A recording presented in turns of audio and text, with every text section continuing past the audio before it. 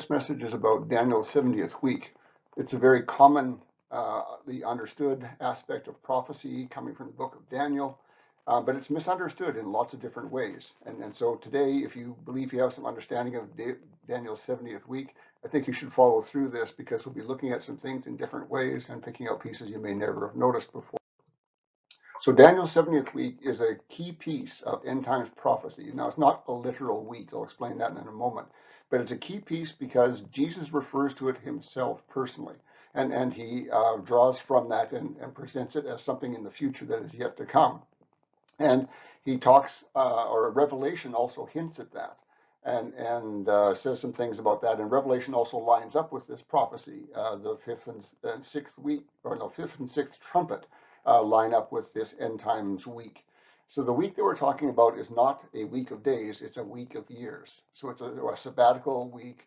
It's a 7-year long period of time. And not just any 7-year period of time, it is a Shemitah, which is a specific beginning and ending period, 7-year period. And so it isn't just any 7 years, it is a Shemitah period, which is 7 particular years. And I won't go into that in more depth. And so this prophecy is given to Daniel by an angel, and the angel specifically is the source of it. It's nothing that Daniel has written down himself, and that's a common enough thing for angels to bring prophecies to prophets, but it isn't always the way it's done. But in any case, that's the way it's done here. The angel brings this and explains it to Daniel.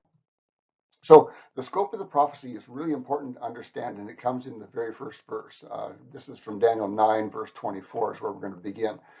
And the angel says, 70 weeks have been decreed for your people and your holy city, to finish the transgression, to make an end of sin, to make atonement for iniquity, to bring in everlasting righteousness, to seal up vision and prophecy, and to anoint the most holy place. A whole bunch of things are the goals of this period of time. At the end of this time, the angel is saying all of these things will be happening or will happen. And this prophecy is to lead up to that time. And so it's really, really important that you understand the scope here because a lot of people don't.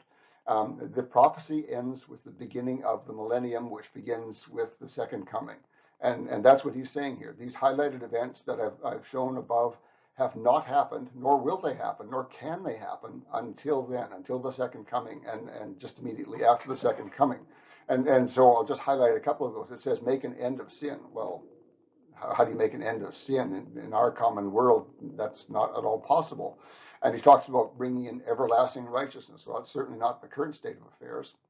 He also talks about something specific. He says, to seal up vision and prophecy. Now, Isaiah references that same thing. And he talks about that as something that happens in the millennial period. And at that time, people will no longer need to have visions or prophecy because God will be there. God himself, Jesus himself will be there to explain things to people and to tell them what to do and what not to do. So there's just no need for visions and prophecy in that period of time. But now, even in this time, we know, leading up to the end times, the visions and prophecy are part of it. And he also talks about anointing the most holy place. And we'll touch on that at the end of this talk and make that more understandable. So the first 69 weeks is what the angel talks about next. And so he says, so you are to know and discern that from the issuing of a decree to restore and rebuild Jerusalem until Messiah the Prince, there will be 7 weeks and 62 weeks. It will be built again with plaza and moat, even in times of distress. Then, after the 62 weeks, the Messiah will be cut off and have nothing. So there's 3 events that are described here. He says there's going to be a decree to rebuild Jerusalem, and we'll talk about the historicity of that in just a moment here. We do know when that happens very exactly, and so that gives us a very good starting point here. And the second event is Jerusalem is rebuilt. And the third event is the Messiah is killed. The word is used here in this translation is cut off, and that's a good translation from the Hebrew. But the Hebrew word there means can mean anything from being kicked out of an organization or being kicked out of your city, being driven out. It can also mean go as far as being killed. So anything in that area from ostracism to being killed is what this word can be a reference of. And we know in this case that it's killed because that's what happens to the Messiah. So it's talking about the third event here is the Messiah being killed. So, and he also mentions two periods of time here. He mentions a 7-week period, and these are these 7-year weeks that we're talking about, and a 62-week period. And so these fit together. What happens is he says that the starting point of this is this decree to rebuild Jerusalem, and 7 weeks later, Jerusalem will be rebuilt, and then 62 of these weeks later, the Messiah is killed. Now, the historicity of this is really important because it gives us a strong foundation to believe that what Daniel, the book of Daniel, is saying is true and can be relied upon. And we know the starting point of that. We know it was Artaxerxes Longimanus who gave the command to restore and rebuild Jerusalem. And with that, the Jews were allowed to return from what had been Babylonian rule and was now Medo-Persian rule, but they're now being allowed to go back to Jerusalem and restore and rebuild that. And in fact, they're being given supplies and stuff like that to do that. So there's been a really big change here at this time. And this declaration is recorded in history. We know an exact date for when it was given, and that's our starting point for these things. Now, we don't know so well when Nehemiah finished rebuilding the Jerusalem wall and those things. But yeah, the period of time there that we're given, 49 years, is pretty believable because they had some starts and stops in there.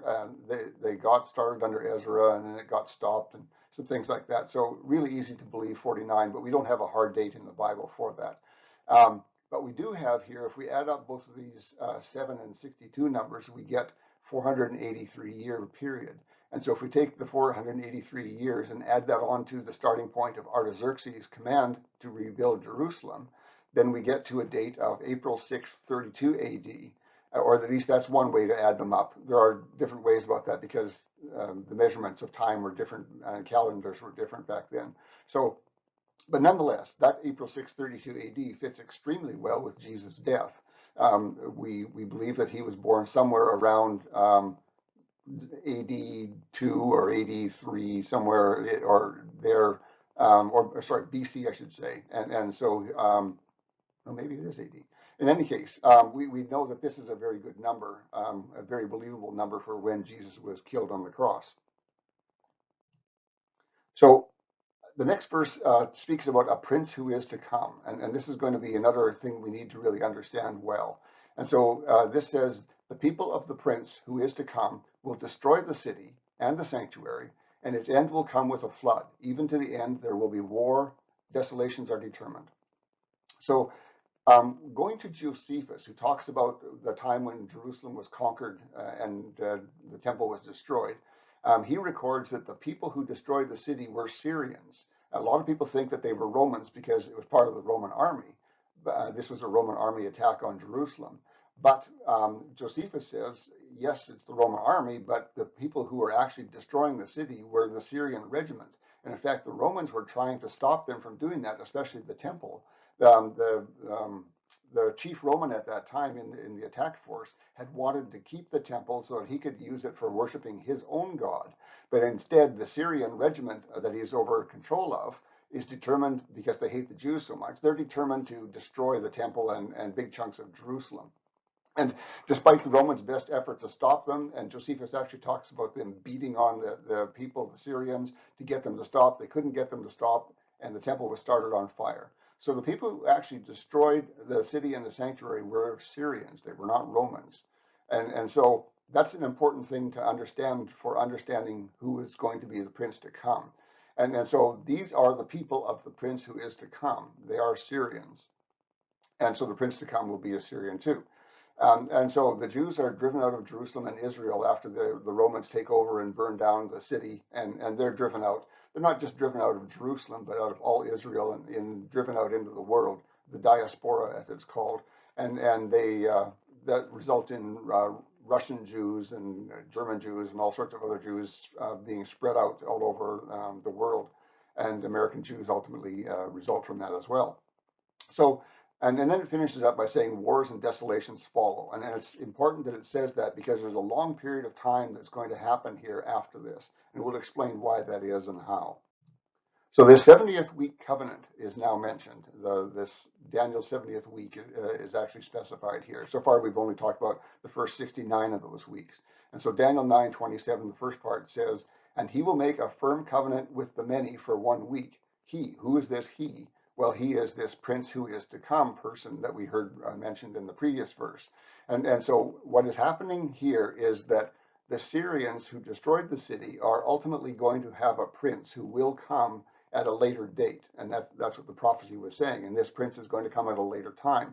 And so there's a time break in the prophecy. Those first two measurements of weeks, the 7 weeks and the other part that gave us the 69, 40, and that was grouped together in sequence. But now there's a break in time. The temple has been destroyed, the Jews are dispersed, and now there's this leap in time that happens to get to the 70th week. And so this time break between the end of the prophecy where Messiah was killed and the time when this firm covenant is made is at least on the order of 2,000 years, almost 2,000 years guaranteed now, unless it happens very soon. And that we know hasn't happened because there just hasn't been a temple there or a functional city. And so those are kind of the markers that the angel was giving us as the measurement for when this is going to happen. And we see that, just to remind you again from Daniel 9:24, the angel said, 70 weeks have been decreed for your people and your holy city. And so these are all part of this prophecy. And so it isn't a holy city again until the temple is functioning again. And so the 70 weeks count the time is the temple is running only. And they skip that nearly 2,000 year period, potentially longer period than that, in the calculation of the 70 weeks. So there's 69 weeks that comes before that and a huge nearly 2,000 year gap after that. And then comes the 70th week. And that's important to understand because a lot of people don't understand what's going on with the timing there. They think that 70th week must come immediately after the 69th week, but that's just not what the prophecy is saying. So, and it continues on and it says, and he will make a firm covenant. Remember, the he we're talking about is the prince who is to come. And he will make a firm covenant with the many for 1 week. And that's our 70th week again. But in the middle of the week, he will put a stop to sacrifice and grain offering. So this is the prince who is to come, the he that is being referred to here, because that's who was talked about in the previous verse. And he will make this 1 week agreement. And this is the 70th week. This is what we've been talking about, the focus of this study. So, and it says more about what he's going to do or what's going to happen in that period of time. And it says that after he makes this 7-year agreement with many people, there is going to be a 3.5-year period. And then in the middle of that 7 years, he's going to stop the sacrifices at the temple. So from that, we know a number of things have to already have been in place. Obviously, the temple must exist at this time in order for there to be sacrifices. You can't have the sacrifices without the temple. So the temple has been built prior to this middle of the 7 years. And likely it comes into existence even before the start of this 70th week. And in fact, it would take some time to build it. So it's probably a few years before that. And we also know that you just can't build a temple and begin sacrifices there. There's a purification sacrifice that has to happen. And that's the red heifer sacrifice, if you're familiar with that. And that red heifer sacrifice has to happen, and there's a whole procedure of things that have to be done in order to commission the temple into service. And so this commissioning, this purification commissioning, would happen at the start of this week. And that would begin the sacrifices and allow those to continue. But then 3.5 years into that 7 years, the person who started this, the prince who is to come, is going to put an end to those sacrifices. So we've got some real strong road miles that we can use here as measurements, milestones that we can use as measurements. We have this milestone of knowing that a temple needs to be rebuilt and it needs to be commissioned into service. And so when we see those things happening, we know, wow, we're down to the last 7 years. So we have those milestones of the temple being built and also being commissioned. And also what the verse says is in the middle of that, he's going to stop those sacrifices. And other things are going to happen at that time too. But this prophecy only contends with that little bit of it. So there's some milestones to watch for. And it says, on the wing of abominations will come one who makes desolate, even until a complete destruction. one that is decreed, is poured out on the one who makes desolate. Okay, now it was talking about he before. The prince who is to come was referred to as he twice in the previous verse, and now we're talking about the one. There will come one, a person who makes desolate, and the desolate, the complete destruction is going to be poured out on the one. And so it's not using the same reference anymore. It's not saying he. It's now talking about the one, and this one is someone who will come. And so he isn't somebody who's there in Israel at the time. He is a person who will come after this shutting down of the sacrifices. And you can see also in there, there's a discrimination there to make it clear who is this desolation or this destruction is going to be poured out on. And so it says it's poured out on, it doesn't just say him, it says the one who makes desolate. So it's discriminating that so that you don't become confused with the he person. So it's almost certain here, very, very likely, that the one is a different person, and it lines up in other prophecies with him being the Antichrist. And we won't go into all the details of that and this coming into Jerusalem and the desolation that happens. This one is almost certainly a different person than the he. And the he is very likely a person called from Islamic prophecy, a Dajjal. I'm not going to get into Dajjal in this study. I'm going to do a whole video on him because it's such a very important concept for us. But this Dajjal is almost certainly the president of Israel at that time. And when we do the Dajjal study, we'll see why that is and how that makes sense. And unfortunately, this Dajjal person, president of Israel, is not understood by Christians who do prophecy research at all. But he is an important person for understanding many other things that are happening. So we've got our 70th week now. We've got some pointers here. There's in the A pointers, there's a whole bunch of other things that have to happen, and Revelation talks about that. The 70th week here is covered in Revelation as well, although it's covered in a different way. The period from B to C is what is called the fifth trumpet, and the period from C to D is what's called the sixth trumpet. And those are there. And so all the previous trumpets and all the previous seals come before the 70th week, and the 70th week is just those last two trumpets. So that period from B to D is the 7-year covenant made by the he, the prince who is to come. And this he is the one who will make that covenant, and it's a 7-year covenant.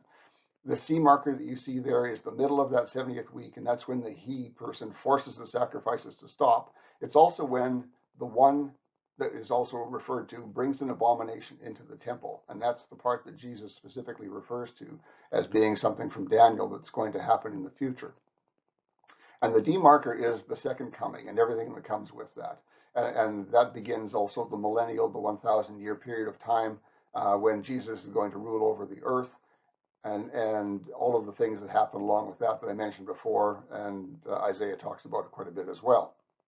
So verse 24 says, this week puts an end to transgression and sin, which makes complete sense now because we're into the millennial period. And it applies the final atonement, that's the last Yom Kippur, and brings in everlasting righteousness. So all of the things that the verse said were going to happen at the end of this 70th week do happen as part of the millennial rule.